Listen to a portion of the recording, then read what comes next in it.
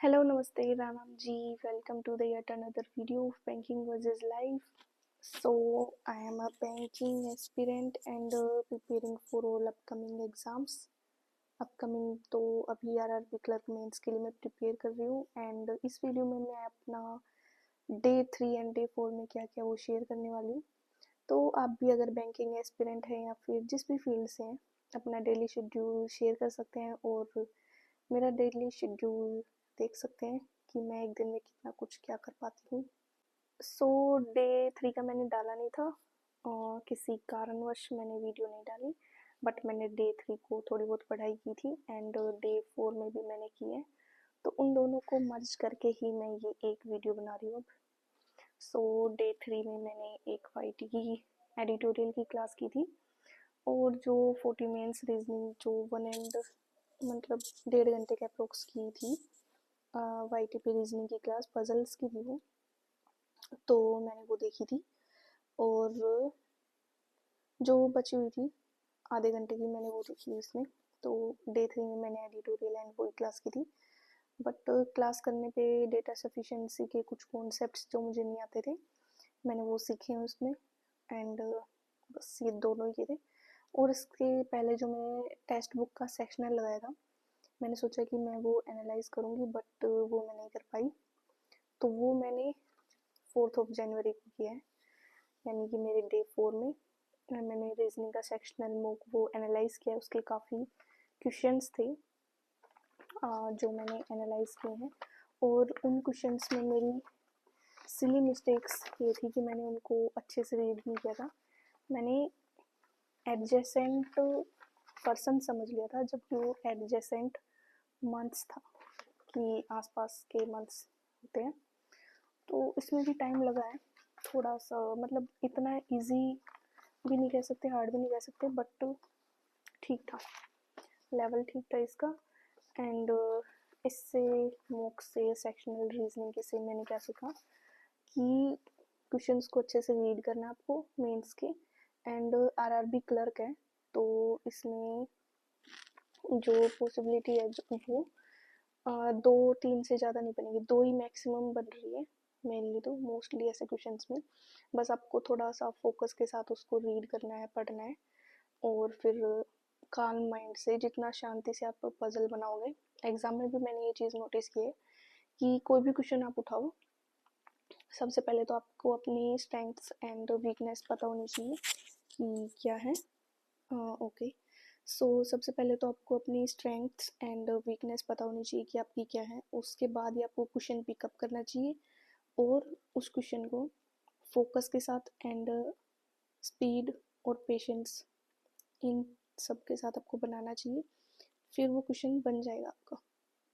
आपको घर पे जितनी भी प्रैक्टिस आपको करनी होती है आपको कर ही लेते हो, तो एग्ज़ाम में आपको पता चल जाता है कि मैं ये इस टाइप के क्वेश्चन कर सकता हूँ, तो वो आप उठाते हो और वो बन जाते हैं फिर वहाँ भी। ऐसा मेरे साथ हुआ है काफ़ी बार कि मैंने क्वेश्चंस, वो तो एक थोड़ा बहुत लक बाई चांस भी हो जाता है कि हाँ जो क्वेश्चन हमने उठाया है वो बन गया हमारा वहाँ पे। सो 5 जनवरी को हम आ चुके हैं एंड आरआरबी क्लर्क मेंस के लिए हमारे पास 25 दिन के अप्रोक्स बचे हुए हैं, 25 डेज। एंड मेरी कोशिश ये रहेगी कि अक्टूबर नवंबर दिसंबर का जो स्मार्ट कीड़ा की सीए मॉक ड्रिल है उससे मैं अक्टूबर नवंबर दिसंबर तो मिनिमम कर ही लूँ, नेशनल इंटरनेशनल एंड बैंकिंग। बाकी इसके अलावा जो इम्पोर्टेंट टॉपिक्स आप वो मुझे बता सकते हो, national international banking, RBI related news और आरआरबी रिलेटेड जो मर्जर्स वगैरह हुए थे उससे रिलेटेड न्यूज़ भी आएंगी, जो हम स्टार्टिंग में बिल्कुल सोच रहे थे कि स्टार्टिंग में ही नए क्वेश्चंस पूछे गए तो शायद मर्जर से रिलेटेड क्वेश्चंस आए, तो वो मेरे को लगता है करने चाहिए हमें।